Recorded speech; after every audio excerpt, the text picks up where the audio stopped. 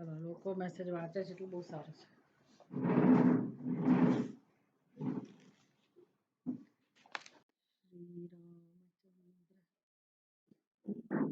વિજયતે વિજયતે વિજયતે. एकादश स्कंद श्रीमद् भागवत एकादश स्कंद 6th chapter 6वां अध्याय. उद्धव जी भगवान के पास पधारे हैं.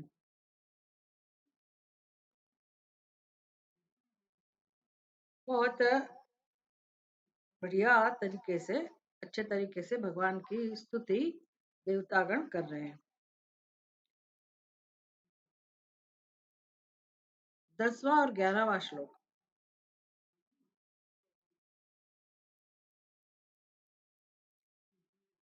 भगवान के चरण कमल की पहले प्रशंसा की देवताओं ने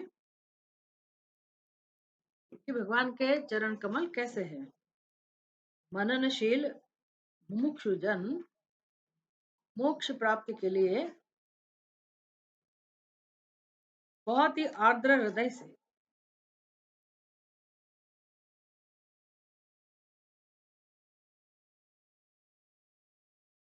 अपने मन में भगवान को बसाए रखते हैं. एक तो भक्तगण की बात की. मुमुक्षुजन भक्त लोग, मननशील लोग, जिनके हृदय में भगवान के प्रति अपार प्रेम है, श्रद्धा है, भगवान के चिंतन के बिना रह नहीं सकते. उनका हृदय ही ऐसा हो गया है. और आर्द्र हृदय से, यांत्रिक नहीं, जड़ता पूर्वक नहीं, परम प्रेम से, प्रीति से भगवान का नाम स्मरण करते रहते हैं ऐसे भक्तजन लोग. क्षेमाय यह मुनि भी आर्द्र दोह्यमान. भगवान आप ऐसे हैं कि बहुत द्रवित हृदय से भक्त लोग आपको अपने हृदय में स्थान देते हैं, उनका स्मरण करते हैं, आपके चरण कमल की भक्ति करते हैं. एक ये वर्ग है. दूसरा वर्ग है पांच रात्र की उपासना करने वाले. तो कोई एक यज्ञ होता होगा, कोई उपासना होती होगी, इसमें 5 रात्रि का कोई अनुष्ठान होता होगा. 5 रात्र विधि से उपासना करने वाले दूसरे भक्तजन है. भले उनकी इच्छा कामना ऐश्वर्य की प्राप्ति की हो, लेकिन वो वासुदेव, संकर्षण, प्रद्युम्न और अनिरुद्ध इस चतुर्व्यूह के रूप में भगवान का पूजन करते हैं.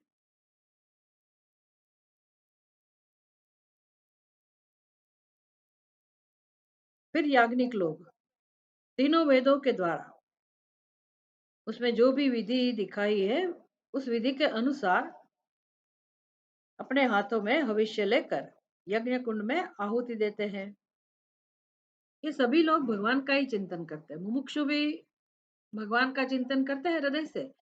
ये उपासक लोग, पांचरात्रि की उपासना करने वाले, वो भी भगवान का अनुसंधान करते हैं, भगवान की भक्ति करते हैं. सबका प्रकार अलग अलग है, लेकिन सबका ध्यान केंद्र, सबकी प्रवृत्ति में केंद्र में परमात्मा ही है, भगवान श्री कृष्ण ही है.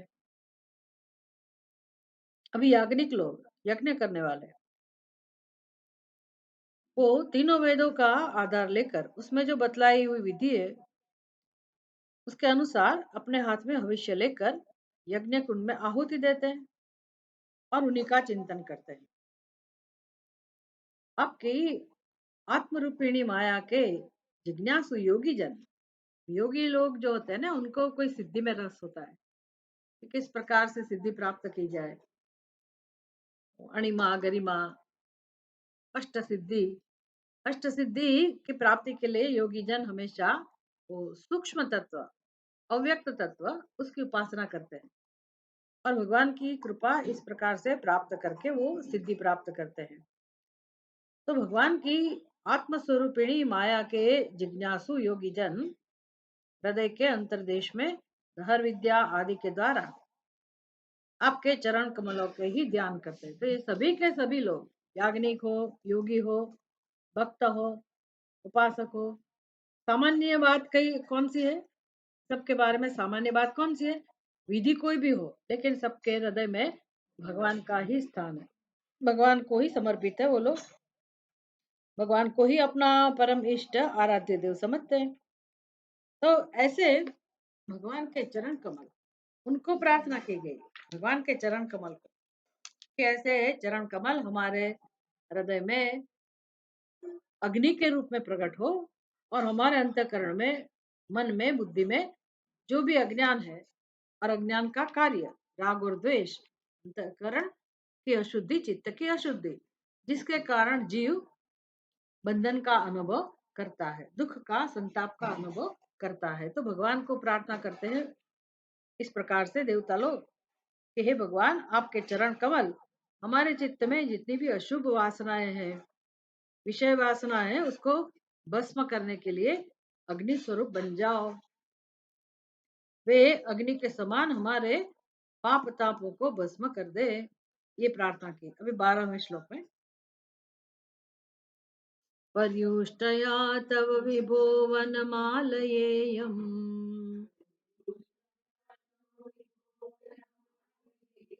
संस्पर्धिनी भगवती प्रतिपत्तिवच्छ्रिः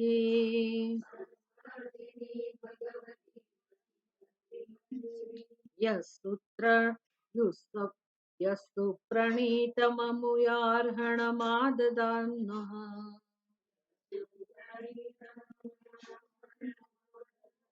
यस्तु प्रणीतममुयार्हणमाददन्नः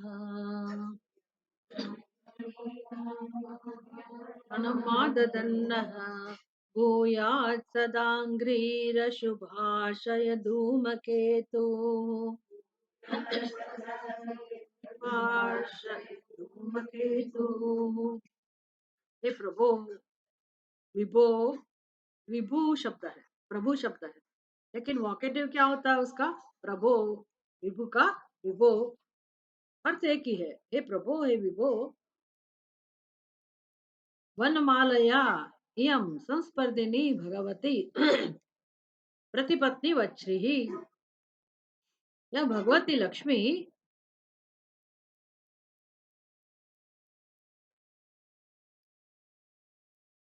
संस्पर्धिनी, संस्पर्धिनी जो ईर्ष्या करती है, जो जलती है। कौन जलती है? लक्ष्मी जी। भगवती, भगवती श्री ही, भगवती श्री, श्री है लक्ष्मी जी। हे भगवान, हे प्रभु, आपकी पत्नी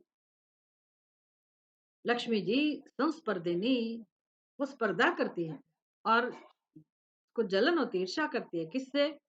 वनमालया यम, आपके गले में जो वनमाला डली हुई है उसकी,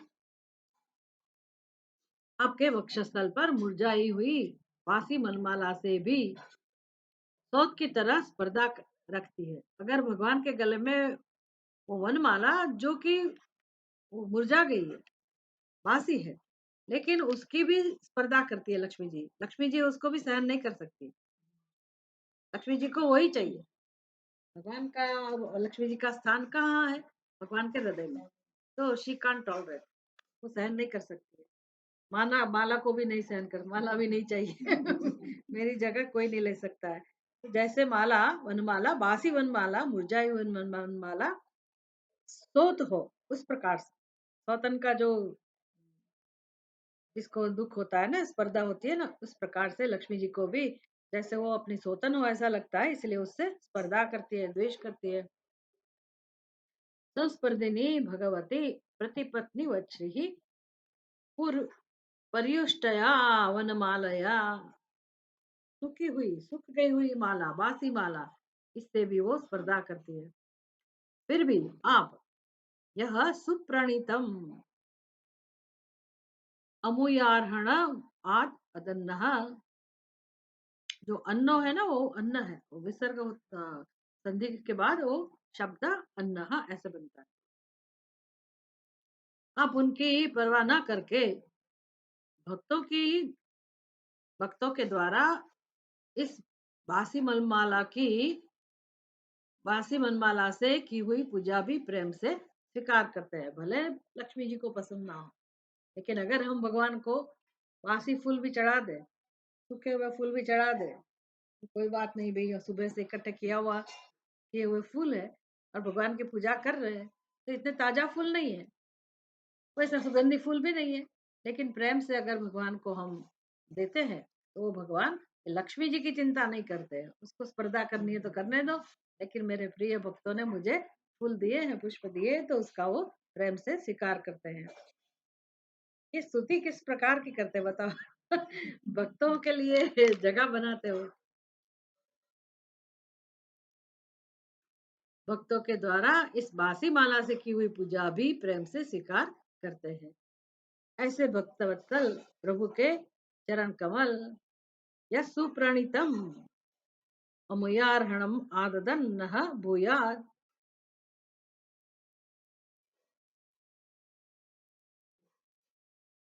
सदा अंग्री अशुभ आशय धूम केतु।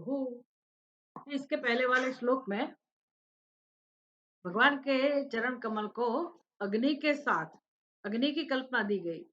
भगवान के चरण अग्नि जैसा काम करे, अच्छी बात नहीं है। भगवान के चरण तो शांति देते हैं ना, भगवान के चरण कमल को, चरण कमल तो हमारे हृदय को शांति देना चाहिए। उनको ऐसे होने चाहिए कि सभी के हृदय में शांति हो, फिर भी उसको अग्नि के समान बनो, ऐसी प्रार्थना की। तो कोई विशेष प्रयोजन है कि अग्नि जैसे सारी अशुद्धियों को जला देता है, नष्ट करता है। इस प्रकार से भगवान के चरण कमल अग्नि का रूप धारण करके हमारे चित्त की अशुद्धि को नष्ट कर दे। ऐसा है ना, ये बात समझ में आ सकती है कि संताप जो भी है हमारे मन में, हमारे चित्त में, दुख है, शोक है, हम सोचते नहीं है कि उसका कारण क्या है। वैसे तो पता है कि घर में ऐसा हुआ, इसने ऐसा बता बोल दिया, इसने मेरा अपमान कर दिया, या तो मेरे जीवन में मेरा कोई नहीं है, सब मेरा द्वेष करते हैं, या तो अपने पुत्र पुत्रादि की चिंता, धन की चिंता, घर की चिंता, भविष्य की चिंता, ये सब संताप के कारण है हमारी बुद्धि में। तो संताप तो है ही सबके हृदय में, कोई न कोई निमित्त से दुख है, शोक है, संताप है। पूर्व का संस्कार, पूर्व की घटनाएं, पूर्व की स्मृति, पूर्व में जो भी अनुभव हुआ है उसकी स्मृति, और भविष्य की चिंता, ये सब मिला के अपने हृदय में एक क्या कहते हैं उसको, कषाय, जिसमें कड़वाहट हो, जो कि कोई भी सहन ना कर सके, ऐसी पीड़ा, व्यथा, ये सब भरा हुआ है। हम अपने आप को व्यस्त रखते हैं, और काम करना ही होता है, काम करना पड़ता है, इसलिए हम काम करते रहते हैं, तो थोड़ा आधार मिल जाता है, डाइवर्ट हो जाता है अपना माइंड। हम अपना काम करते रहते हैं और उसको विषाद का सामना करना नहीं पड़ता है, और इसलिए हम अपने आप को बिजी रखते हैं, व्यस्त रखते हैं। ये सभी संसारियों की वास्तविकता है। तभी जीवन जी सकता है, नहीं तो व्यक्ति जीवन नहीं जी सकता। इतना अंदर दर्द है, इतना शोक है, इतना संताप है, तो उसकी दवा क्या है उसके बारे में हम नहीं सोचते। इसलिए भक्त लोग अपने भोले भाव से सीधी सीधी प्रार्थना करते कि भगवान हमारे संताप को आप नष्ट कीजिए, हमारे चित्त के जो भी अशुद्धियां है, दुख है, विषाद है, उसको आप दूर कीजिए।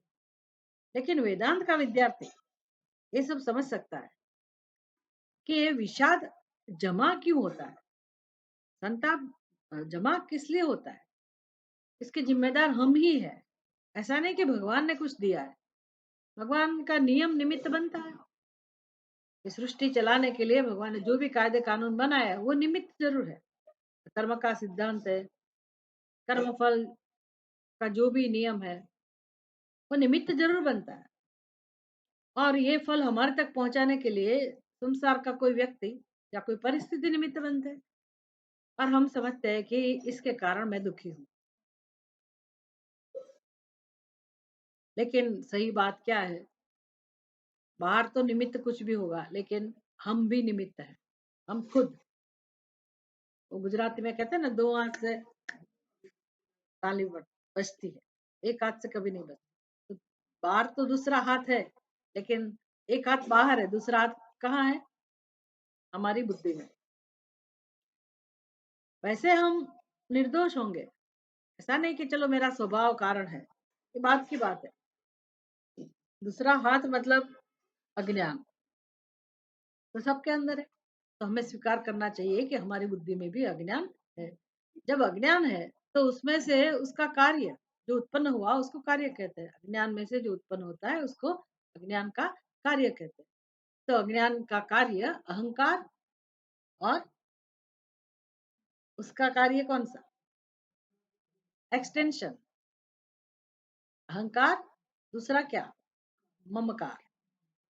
अहम और मम, इसमें सारा संसार आ जाता है। एक बार मम मामकाः पांडवाः किम अकुर्वत, महाभारत, वहां से ही तो शुरू होता है ना उपदेश।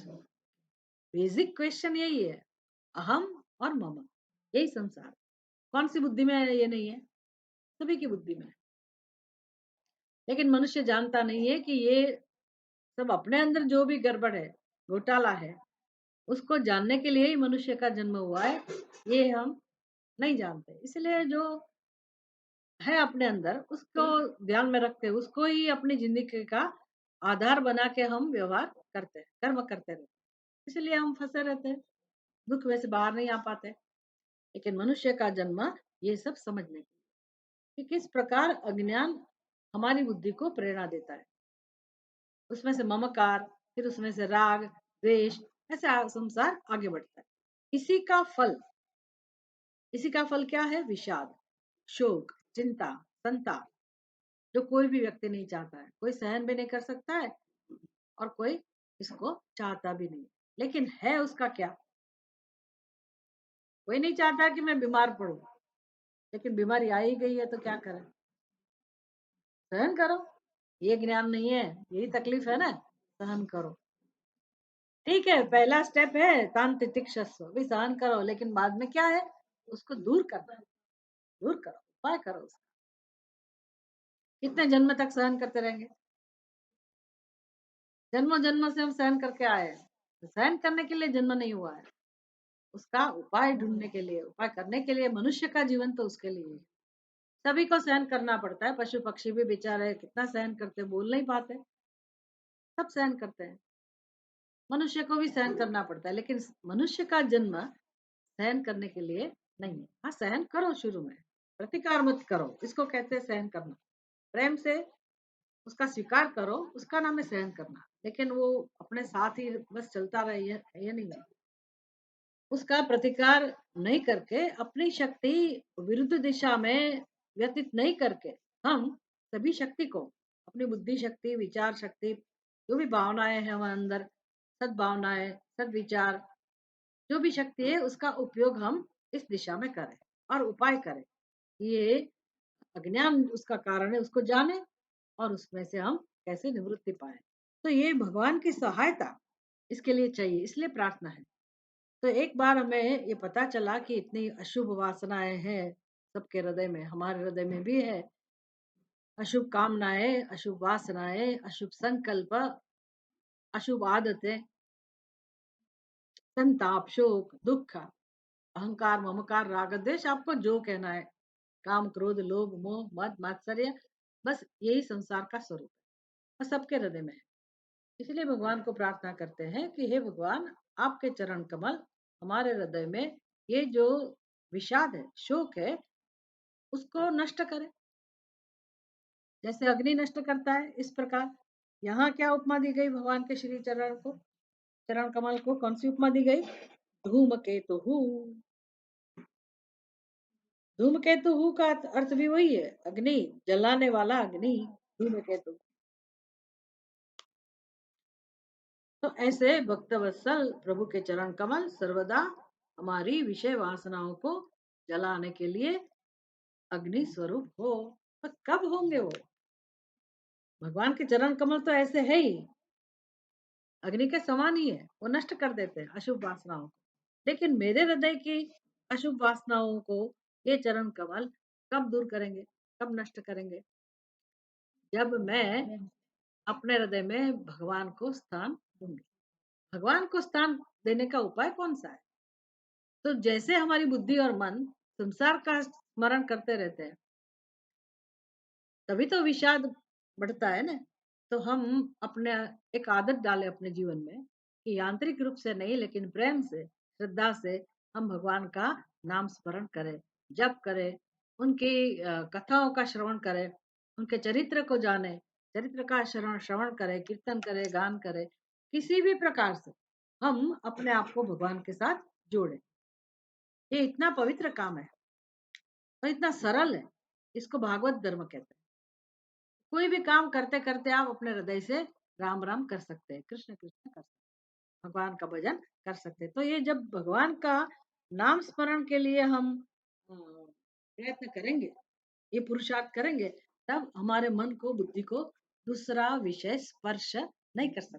एकाग्रता से अगर किया तो, यांत्रिकता से नहीं कि माला लेके बैठे हैं और कौन आया, किसका फोन था, या तो अभी तो पूछना ही नहीं है, एक टुक आवाज आई तो फट से मोबाइल देख लिया, किसका मैसेज आया, फिर रख दिया, फिर माला वो पढ़ लिया, बीच बीच में मोबाइल, किसी की याद आ गई तो फोन कर दिया। ऐसे जप नहीं।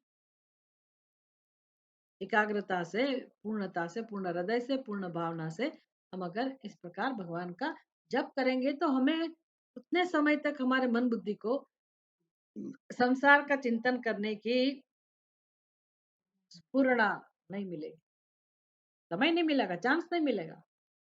तो अच्छा है कि नहीं? इस प्रकार से हम आदत डालें, तो अपने आप संसार नष्ट होगा। तो भगवान के चरण कमल अपने आप प्रकट नहीं होते, हमें उनको प्रकट करना पड़ता है। भगवान के चरण कमल का काम तो एक ही है कि संताप दूर करना, लेकिन हमारे हृदय में भगवान को विराजमान करना पड़ेगा। तो इस प्रकार प्रार्थना की गई। अभी 13वां श्लोक। केतुस्त्रिविक्रमयुत स्त्रीपतत्पराकी। ओ,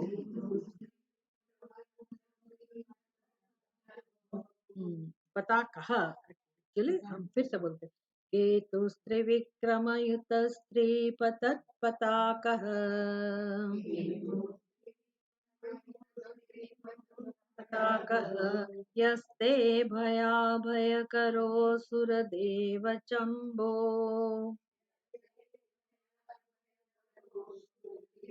शम्भोः स्वर्गाय साधुषु खलेष्वितराय भूमन् राय भूमन् पादः पुनातु भगवन् भजतामगं नः।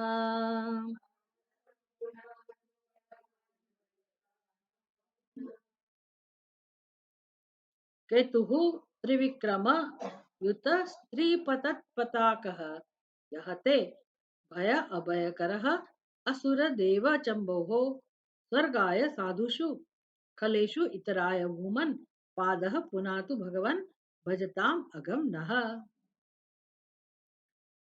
तो यहाँ अनंत, ये भगवान का संबोधन है।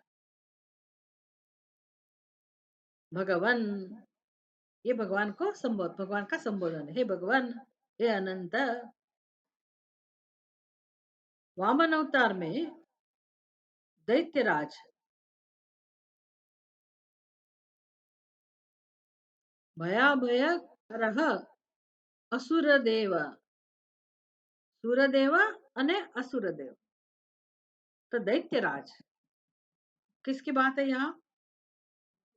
बलि, बलि राजा, दैत्यराज, असुर, असुर।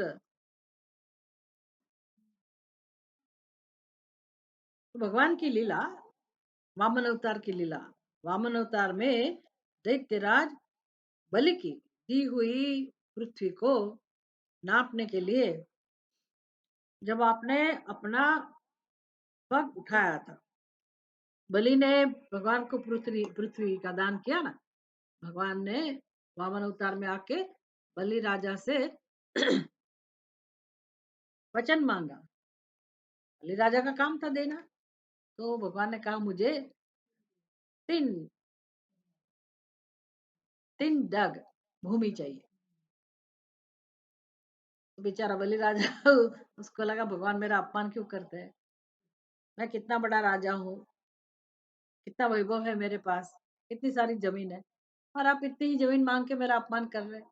भगवान ने कहा भाई अभी इतना ही चाहिए मुझे, तुम इतना दे दो। बेचारा, उसको पता नहीं था कि ये कौन है, उसने तो दे दी।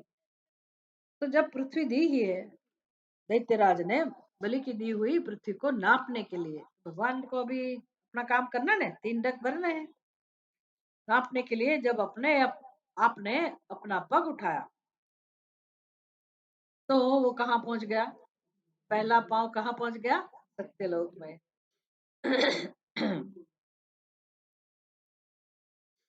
स्वर्गलोक में, सत्यलोक में पहुंच गया। तब यह ऐसा जान पड़ता था मानो कोई बहुत बड़ा विजय ध्वज हो। सीधी बात है ना। अभी हमारा विजय ध्वज अगर हम देखना चाहे भारत का, तो कहाँ नजर जाएगी? अयोध्या, सबको पता है। ध्वजा पताका है, रास्ते में है। और रामचंद्र जी की प्रतिष्ठा होगी। तो इस प्रकार भगवान के चरण कमल जब सत्यलोक में पहुंचे, तो लगा कि जैसे दिग्विजय हो गया हो। बहुत बड़ा विजय ध्वज हो, भगवान का चरण विजय ध्वज के समान हो गया। फिर ब्रह्मा जी के पखारने के बाद उससे गिरती हुई गंगा जी जल की 3 धाराएं जैसी जान पड़ती थी। तो भगवान गंगा जी कहाँ से प्रकट हुई है वैसे? ब्रह्मा जी के।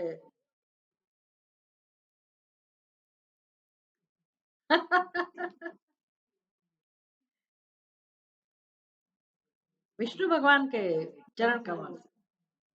ब्रह्मा जी के पग चरण पखारने के बाद, ब्रह्मा जी के पखारने के बाद उससे गिरती हुई, तो ब्रह्मा जी ने विष्णु जी के चरण पखाले होंगे गंगा जी से। फिर उधर से गिरती हुई गंगा जी के जल की 3 धाराएं ऐसी लगती थी माना उसमें लगी हुई 3 पताकाएं फहरा रही हो। ये सब भगवान की महिमा है। तो आकाश गंगा, ये पृथ्वी पर जो गंगा है, तो गंगा की धाराएं जब बह रही है, तो लगता है कि ये भगवान की विजय पताका फरक रही है। तो सत्यलोक में भगवान का चरण जैसे विजय प्राप्त किया हो, उसका चिन्ह है। और जब ब्रह्मा जी ने चरण पखाल दिए, फिर उसमें से जो पानी बह रहा है, तो सारी सृष्टि में वो भी भगवान का ही ध्वजा पताका का चिन्ह है, भगवान के वैभव का चिन्ह है। इसे देखकर असुरों की सेना भयभीत हो गई थी, और देव सेना निर्भय, भय अभय करह यह केतु। केतु त्रिविक्रम, केतु त्रिविक्रम। त्रिविक्रम मतलब भगवान के 3 डग। विक्रम, क्रम विक्रम, जो क्रॉस कर जाता है, उल्लंघन, उसको क्रम कहते हैं। विक्रम विशाल क्रम, विशाल डग, त्रिविक्रम 3 डग। उससे क्या हुआ था? पतत पताकः, त्रिपतत पताकः, त्रिपतत 3 धाराएं गंगा जल की किसके समान थी? ध्वजा पताका। पताका मतलब ध्वजा पताका। तो इससे भगवान का जब चरण, पहला चरण सत्यलोक में गया, और जो दृश्य खड़ा हुआ, फिर भगवान की चरण पखारने के बाद जो गंगा जी की धारा है, 3 धारा में बट गई, और सारी सृष्टि में उसने भी एक विजय पताका का काम किया, वो दृश्य खड़ा हो गया। तो ये सब देखकर उसका प्रभाव किसके ऊपर, कैसा प्रभाव पड़ा? क्योंकि स्वर्ग में देवता लोग भी हैं, और पाताल में असुर भी है। तो देवता लोग निर्भय हो गए कि चलो ये तो भगवान हमारे चारों तरफ है, तो हमारे रक्षक है, हमें कुछ होने वाला नहीं है। देवता लोग निर्भय बन गए। और किसके मन में भय उत्पन्न हुआ? असुरों के। तो ये विनाश दिखता है ना अपना, वो भयभीत हो गए।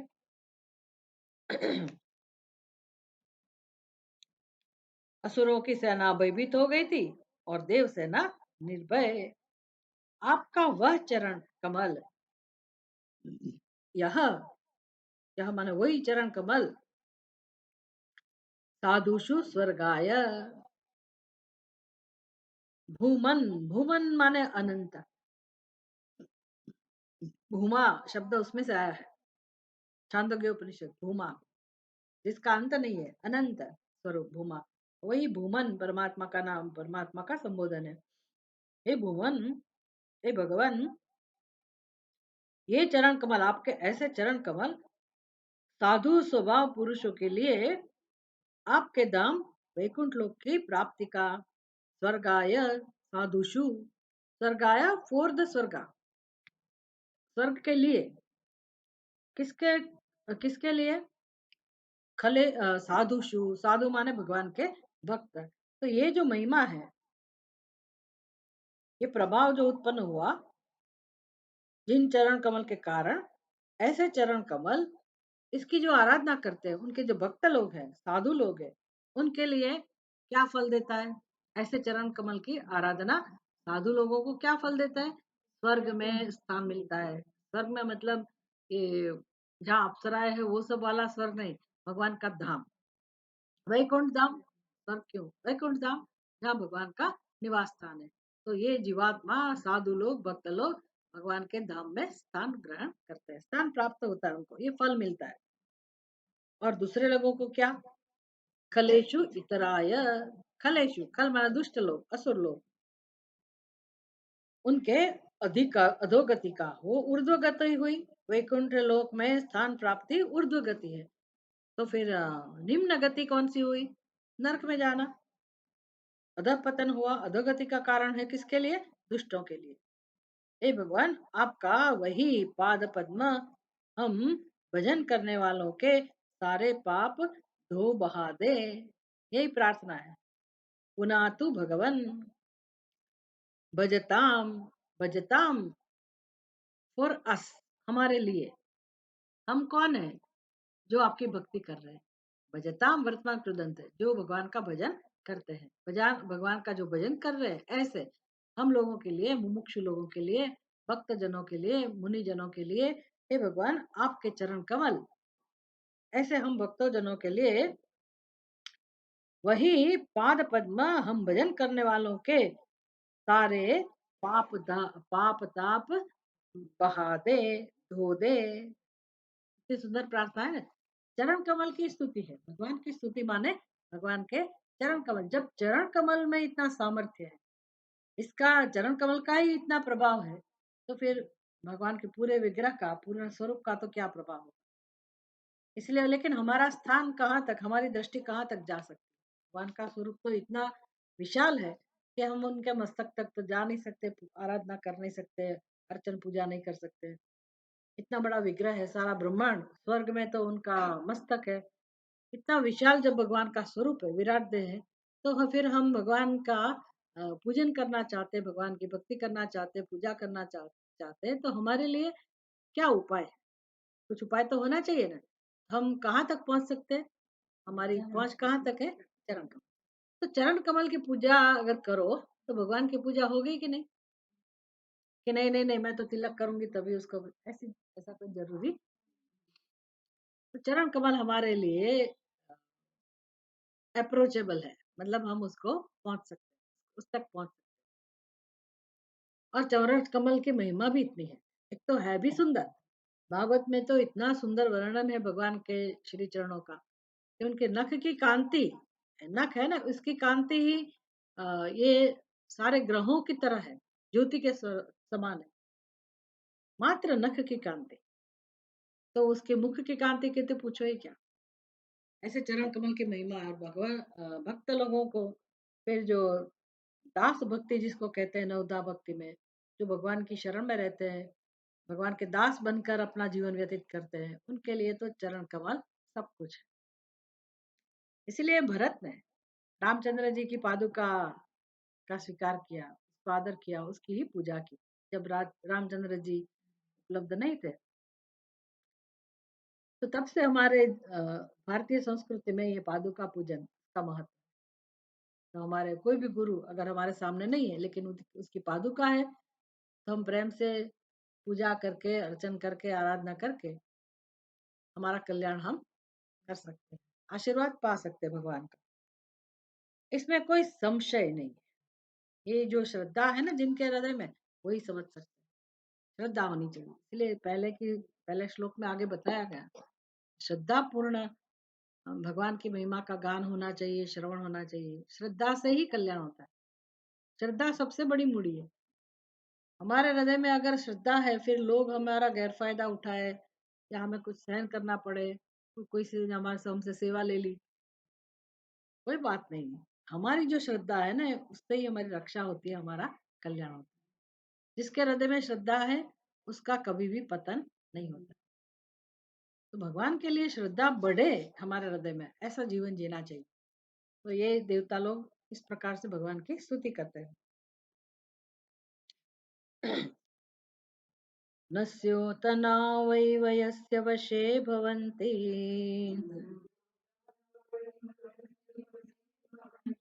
ब्रह्मादयस्तनुभृतो मिथुरद्यमानाः,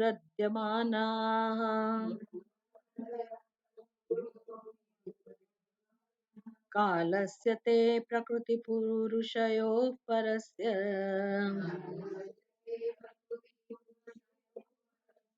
शं शन्नस्तनोतु चरणः पुरुषोत्तमस्य।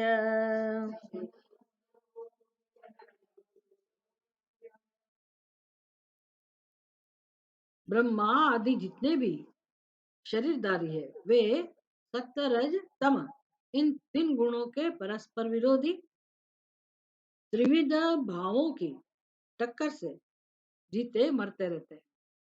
ब्रह्मा जी हुए, ब्रह्मा जी से लेकर चींटी तक सभी शरीरधारी, तीन गुणों से बने हुए शरीर, उसमें तादात्म्य भाव के कारण वो जीते हैं मरते रहते हैं, जन्म लेते हैं मरते हैं। वे सुख दुख के थपेड़ों से बाहर नहीं है। और ठीक वैसे ही आपके वश में है, जैसे नते हुए बैल। बेचारे जीव सब परवश है, भगवान के नियमों के अधीन है।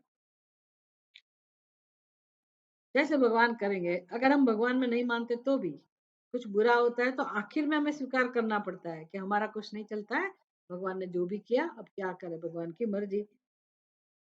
तो ऐसे अपने स्वामी के वश में होते हैं, जैसे पशु। आप उनके लिए भी काल स्वरूप है। मतलब ब्रह्मा जी के लिए भी भगवान कैसे हैं? काल स्वरूप। काल स्वरूप माने ब्रह्मा जी का भी अंत आ जाता है, उनके पद का भी अंत आता है। इस प्रकार से उनके जीवन का आदि मध्य और अंत आपके ही अधीन है। वो तो हमारा भी है, हम तो जानते अच्छी तरह से। हमारा जन्म, हमारा जीवन और हमारा मृत्यु किसके अधीन है? परमात्मा के अधीन। तो सृष्टि में सबकी यही स्थिति है। इतना ही नहीं, आप प्रकृति और पुरुष से भी परे स्वयं पुरुषोत्तम है, लेकिन आपको कोई बांध नहीं सकता है, आपको कुछ स्पर्श नहीं होता है। प्रकृति भी आपके वश में है। और जो ये सगुण ब्रह्म, उसका भी कुछ नहीं है। आप आपका जो मुख्य स्वरूप है तो उससे भी परे है। प्रकृति और पुरुष से भी परे स्वयं पुरुषोत्तम है। यहाँ पुरुष माने जीव, प्रकृति माने प्रकृति, जो जिसमें से हमारा शरीर बना है। क्षेत्र और क्षेत्रज्ञ दोनों से पर है आप। भगवान कहते हैं ना गीता में, द्वाविमो पुरुषो लोके क्षरश्चाक्षरे वच क्षरः सर्वाणि भूतानि कूटस्थोऽक्षर उच्यते उत्तमः पुरुषस्तु अन्यः परमात्मेति उदाहृतः। तो मेरा नाम तो परमात्मा है, जिसको परमात्मा कहते हैं वो मैं, ऐसा मैं उत्तम पुरुष कहलाता हूँ। और क्षर और अक्षर दोनों से पर हूँ। ये कौन है? भगवान जो सबसे पर है। वो आखिर में किसकी बात है? हम, हमारे साथ कोई संबंध है कि नहीं? हमारा आत्मा है, वो वही दोनों से पर है, क्षेत्र क्षेत्रज्ञ से पर। ऐसे परमात्मा के चरण कमल हम लोगों का कल्याण करे। चलो आज इतना ही कर सकेंगे। ओम पूर्णमदः पूर्णमिदं पूर्णात् पूर्णमुदच्यते पूर्णस्य पूर्णमादाय पूर्णमेवावशिष्यते। ओम शांति शांति शांति। हरि ओम। श्री गुरुभ्यो नमः। हरि ओम।